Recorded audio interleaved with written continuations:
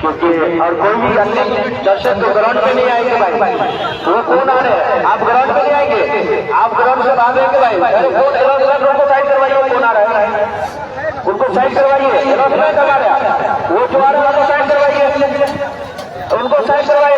देखो 50 रन कटेगा, आप आ रहे हैं तो हाँ आप साइड होइए।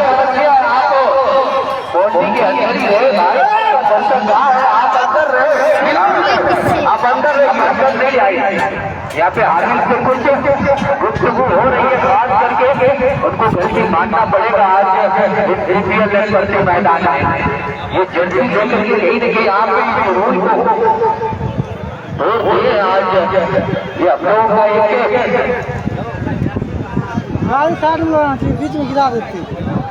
हाँ हम लगा अंपायर साहब मैच को प्रारंभ करवाइए। डिसीजन जो भी हो आप मैच को प्रारंभ करवाइए। नाम बता